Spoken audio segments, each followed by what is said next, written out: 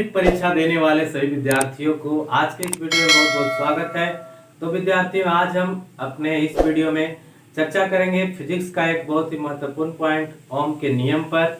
ओम का नियम विद्यार्थियों के लिए एक डिफिकल्टी होती है, उनको अपने पास रखने में परेशानी होती है, उनको समझ में नहीं आता, बराबर रख नहीं पाते, याद नहीं रह पाता, उससे रिलेटेड जो न्यूमेरिकल्स आते हैं वो नहीं कर पाते।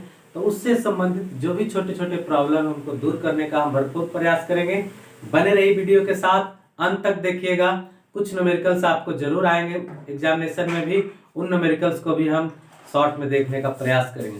तो आइए देखते हैं ओम का नियम, जो आपको 10th क्लास फिजिक्स में पढ़नी है। ओम का नियम, जिसमें फर्स्ट में जरूरत क्या है, क्या क्या चीज को उसके लिए हमको जानना पड़ता है। पहला विभव, फिर विभवांतर, पोटेंशियल डिफरेंस जिसको कहते हैं, फिर इसके अलावा हमको क्या जानना है, विद्युत धारा को जानता है, फिर एक चालक तार के बारे में जानकारी रखनी होती है। इतना सारे चीजों को अगर जान रहे हैं तो आपको आसानी से लिखना होता। तो कहा क्या गया है, जरा सा फिर से देखते हैं। कोई चालक है, कोई चालक है, चालक कोई तार, तार समझते होंगे, कॉपर का तार, एल्युमिनियम का तार। तो यह तार जो है वो एक चालक की तरह है, उसमें चूंकि विद्युत धारा का प्रवाह होता है इसलिए उसको चालक नाम देते हैं।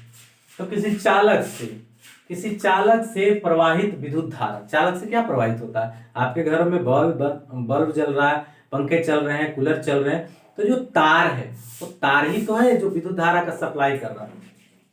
ये तो हमको ऐसे भी याद रहेगा कि चालक है तो विद्युत धारा का प्रवाह। देखिए मैं याद करने वाला मोड बता रहा हूँ, आपके दिमाग में कैसे धसेगा, कैसे रहेगा ऑलवेज। तो देखिए किसी चालक से प्रवाहित विद्युत धारा, चालक से और कुछ प्रवाहित नहीं होता, विद्युत धारा ही प्रवाहित होता है, ठीक है।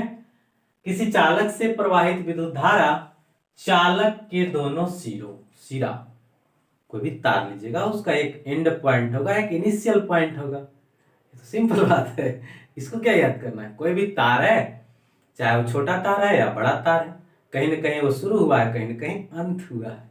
तो दो सिरा हुआ कि नहीं, तो एक सिरा एंड पॉइंट हम ए माना, दूसरा बी माना।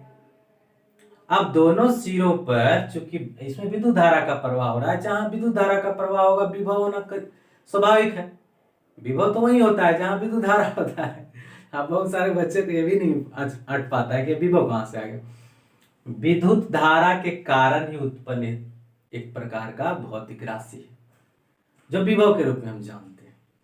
आवेशों के प्रवाह होने से ही ये उत्पन्न हो सकता है। विद्युत धारा का प्रवाह जहां नहीं हो रहा है वहां पर विभव की कल्पना ही नहीं किया जा सकता, ठीक है। जहां पर लाइन डिस्कनेक्ट है, आपके पास ऐसे ही तार रखा हुआ पड़ा हुआ है, तो उसमें क्या विभव रहेगा, कुछ नहीं, शून्य है।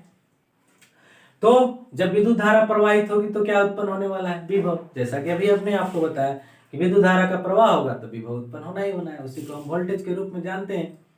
विभव का चूंकि मात्रक वोल्टेज है, हमने अभी आपको बताया कि किसी चालक से प्रवाहित धारा, ये आई क्या है, आई किसको डिनोट करता है, धारा को डिनोट करता है।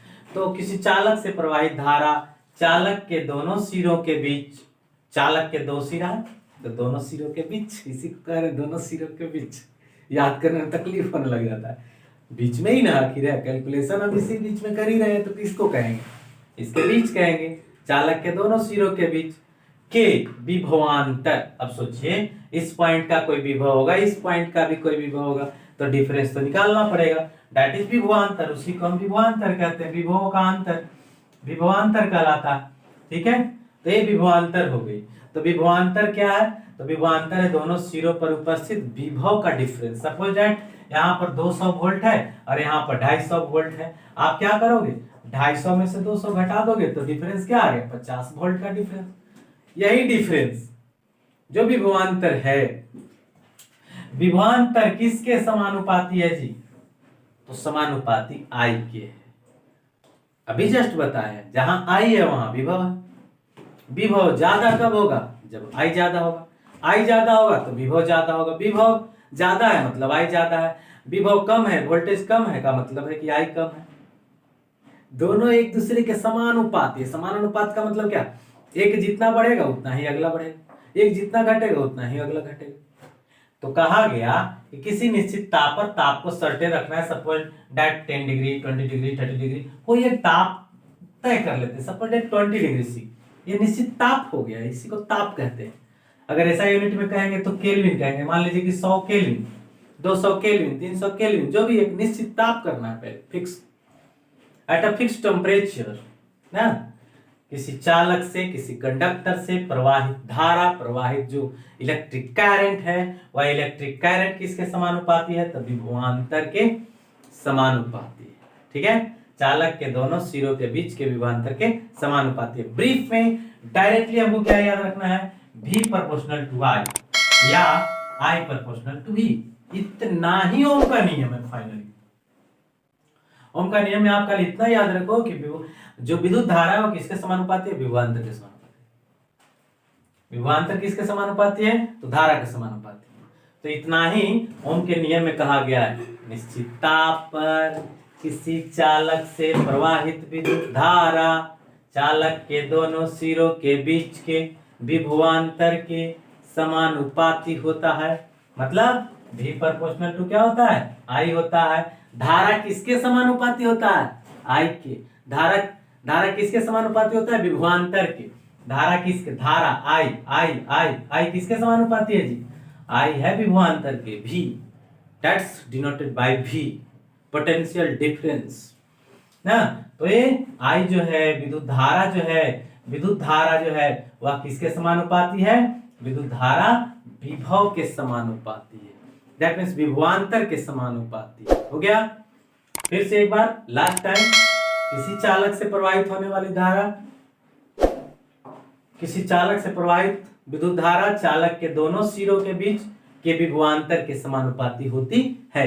कौन? धारा। किसके? तो दोनों सिरों के बीच के विभवांतर के क्या होती है? समानुपाती। कौन होता है? धारा होता है। किसके समानुपाती होता है? विभवांतर के समानुपाती होता है। विभवांतर के समानुपाती कौन होता है? धारा होता है। तो धारा किसके समानुपाती होता है? कर दे रहा हूं कि V बराबर IR आखिर आता करेगा। अभी तो ओम का नियम देख लिए। किसी निश्चित ताप पर किसी चालक से प्रवाहित विद्युत धारा चालक के दोनों सिरों के बीच के विभवांतर के समानुपाती है। ये तो आपने देखा। लेकिन अब जरा सा देखिए कि how can we get V बराबर IR, ये कैसे आता है? तो अभी हमने जस्ट देखा कि V समानुपाती है किसके? I के। ठीक है, I के लिख दिया कि V समानुपाती, समानुपाती का चिन्ह है। किसका चिन्ह है? प्रोपोर्शनल का, समानुपाती का, समानुपाती, समान अनुपाती, समान अनुपात में E जितना बढ़ेगा उतना ही बढ़ेगा, E जितना बढ़ेगा उतना ही बढ़ेगा, जितना E घटेगा उतने E घटेगा। दोनों प्रोपोर्शनल है चूंकि, इसलिए।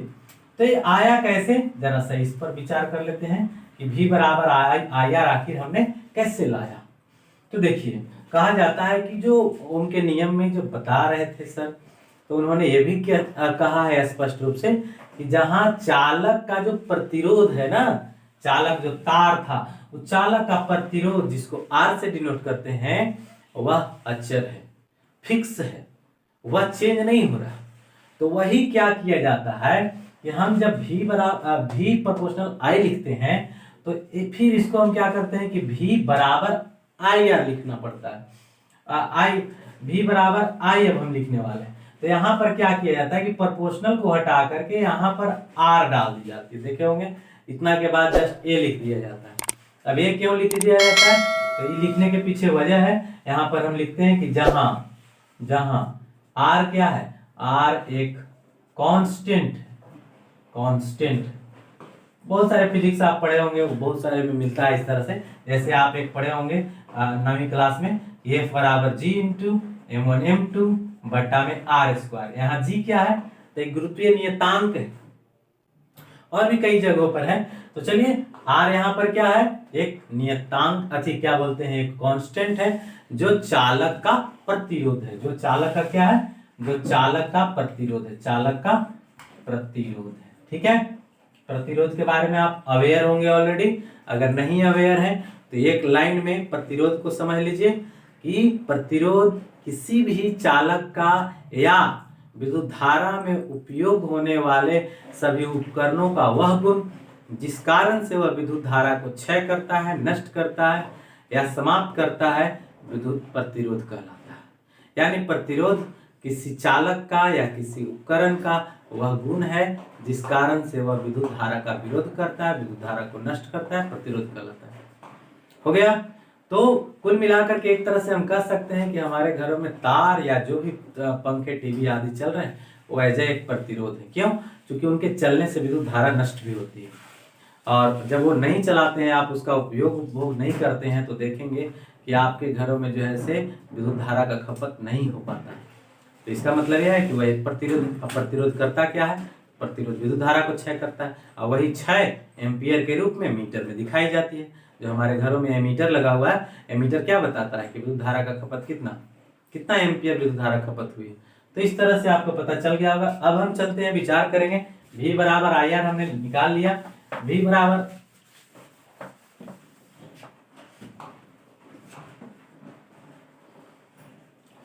बराबर IR ओम के नियम से कुछ बनने वाले न्यूमेरिकल जो होंगे वो ऐसे होंगे। कुछ एग्जांपल दिखाते हैं। सपोज दैट आपको जो क्वेश्चन दिया गया, न्यूमेरिकल दिया, उसमें आपको दिख रहा है कि I बराबर जो है 10 एम्पियर दिया गया है। I 10 एम्पियर है, और जो प्रतिरोध का गणना किया गया है वो 5 ओम का है। ठीक है, एक सिंपल सा, महा सिंपल सो इजी क्वेश्चन। विद्युत धारा 10 एम्पियर है और प्रतिरोध कितना है? 5 ओम का। ठीक है, 5 ओम का प्रतिरोध, विद्युत धारा का प्रवाह 10 एम्पियर। रिजल्टेंट जो हमको आएगा V बराबर कितना आएगा? तो सूत्र क्या बताता है? V बराबर IR। V बराबर IR से मतलब क्या निकला कि I है 10 और R है 5, मतलब 10 बचे कितना हो गया? 50। हाँ, तो देखेंगे यहाँ पर I का वैल्यू दिया हुआ है 10 एम्पियर, R का वैल्यू दिया हुआ है 5 ओम, और V बराबर निकालना था तो हमने सूत्र पहले ही जान रखा है कि V बराबर ओम के नियम से क्या होता है? IR होता है। मतलब I और R का गुणनफल ही है V। विभवांतर और कुछ नहीं है, विभव और कुछ नहीं, potential nothing but A product of I and R, विद्युत धारा एंड रेजिस्टेंस। ठीक है, तो ये दोनों का गुणनफल होता है। तो 10 गुने 5 कर दिए तो 50 वोल्ट आपको आ गया। देखिएगा यहाँ पर ध्यान रखिएगा, यहाँ वोल्ट पढ़ना, यहाँ विभव पढ़ना, दोनों जगह लिखा तो रहता है भी, लेकिन पढ़ने का तरीका अलग है। चलिए एक और क्वेश्चन देखते हैं, छोटा सा, बहुत आसानी से जो आप बना सकते हैं। सपोज डेट आपको R जो है से दिया हुआ है, सपोज डेट 50 ओम का जो है से प्रतिरोध दिया हुआ है, और V जो है से 200 वोल्ट दिया हुआ है। एक एग्जाम्पल ले रहे हैं ऐसे ही। आपको क्वेश्चन जो भी दिया रहेगा उसमें आप निकाल सकते हो। क्वेश्चन को पढ़िए, क्वेश्चन को पढ़ने के बाद आप लिखिए स्पष्ट कि क्या क्या दिया हुआ है, लिख दीजिए स्पष्ट में क्या दिया है और क्या दिया है उसको लिखिए। R बराबर 50 ओम, V बराबर 200 वोल्ट। निकालने के लिए क्या कहा जा रहा है कि I का गणना करें, विद्युत धारा का सप्लाई कितना हो रहा है किसी चालक से, उसका गणना करें। तो I बराबर कितना हो जाएगा जी? तो I बराबर वाट हमको निकालना है, तो हमको चूंकि पता है, क्या पता है भाई कि V बराबर IR, पता हो गया। V कितना वैल्यू दिया हुआ है? 200 का 200 रख दिए। I कितना दिया हुआ है? नहीं दिया हुआ है, I तो हमको निकालना है। I यहाँ क्या लिखा हुआ है? वाट। प्राप्त करो, कोई बात नहीं।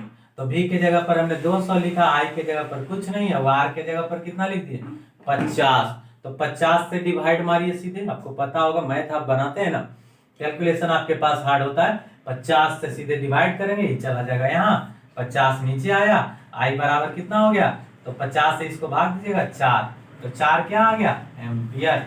यानी 4 एम्पियर की धारा प्रवाहित हो रही है उस पार्टिकुलर चालक से, जिसमें कि जिसका प्रतिरोध 50 ओम दिया हुआ था और विभव कितना दिया हुआ था?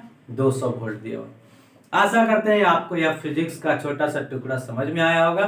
फिर हम नेक्स्ट वीडियो में आपको जरूर बताएंगे। अगला जो वीडियो फिजिक्स का मेरा होगा उसमें हम प्रकाश के परावर्तन के नियम और प्रकाश के अपवर्तन के नियम को बताते हुए उसमें प्रतिबिंब निर्धारण करके आपको दिखाएंगे।